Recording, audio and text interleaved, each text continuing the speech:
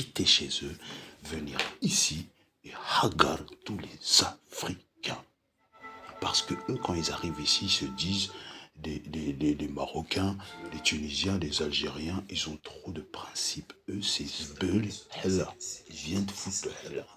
Le bordel, tout cassé.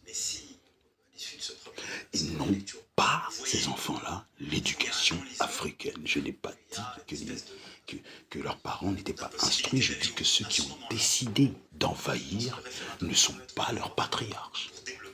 Que les gens vont voir en marchant très longtemps, en traversant la forêt, même des présidents, des chefs, ils vont là-bas, ils marchent.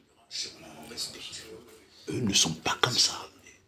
Le rap français va témoigner de ça, et puis bon, SCH, il peut être quoi? Il se pourrait être tunisien, libanais. Mais pourquoi est-ce que je dis ça? Il n'est pas dans les intérêts de la prophétie, il a fait ce pourquoi Paul Kagame coupe des gens avec un sourire. Il a dit qu'il vendait des caleçons, qu'il avait des caleçons à 500 €. Et il y a des gens qui ont le pouvoir de prophétie qui se plaignent que leurs semences soient vendues depuis des siècles. C'est la raison pour laquelle beaucoup d'Africains du centre, de l'Est, du Sud, de l'Ouest en veulent à beaucoup de Juifs qui sont dans le diamant parce que c'était ça. Et puis le sourire, il est d'argent aussi. Puisqu'il est question de quoi? De faire des saillies avec la famille du prophète. Oui, non, c'est un noir qui a dit, oui, non, c'est un blanc là-bas. Non, il a eu des amis partout qui ont été stupéfaits, éblouis de comment est-ce qu'ils combattaient pour le bien des hommes solides. On dit, ma fille, ma soeur, ne faut pas avec un autre peuple. Pas les gens qui vont à la mosquée avec des grands cheveux, une djellaba Bergermax à 700 €, c'est une insulte au patriarche qui vient y méditer. L'ouverture ou la fermeture du débat. Une anecdote importante, pas des plus négligeables.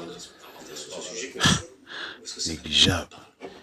Ouais, nous semblons être en Iran, en Algérie, en Tunisie ou au Maroc. Il y a une jeune femme habillée en conformité spirituelle, propre, qui est en train de rentrer chez elle ou de revenir, d'aller faire des courses comme maman lui a demandé. Elle est suivie par un voyou en scooter et nous sommes dans un pays arabe. Et en France, c'est comment? Les anciens passent, ils ne peuvent pas. C'est pas qu'ils ont peur. Non, c'est pas qu'ils n'ont pas le courage, ils ne peuvent pas. Ça veut dire, je soupçonne potentiellement la bande de Gaza d'être ce type de truc. Avec des noirs, des arabes, comme il y a ici en France depuis 2015-2014, qui ne sont pas de chez nous.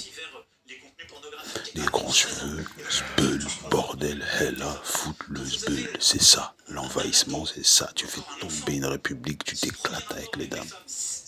De quel envahisseur c'est que tu parles? Les femmes appellent ça un chasseur. Ils ont une manière d'encercler, de suivre de la maison. Ils sont connus de toutes les sphères féminines du monde. Il y a des signaux pour prévenir une femme, n'importe laquelle du monde. Et quand elle ne bouge pas, c'est que c'est elle et son équipe. Ils ont des amis partout. Arrêtez de voir Sodome et Gomorrhe, des cheveux partout. C'est des hommes qui ont été maudits par la mer et ils ont dit c'est la guerre. Tu vois comment le jeune arabe est insubordonné quand il est énervé? Tu vois comment il n'y a que Dieu pour l'arrêter? Imagine son oncle qui le cherche et que lui se cache. Cet oncle est le plus grand ami de la République française. Tu prononces leur nom. Chaban, tu as entendu Chabani, tu as entendu Chaban, tu as entendu Bandundu, tu as entendu Cooper, messager prophétique. Ils sont partis les gars.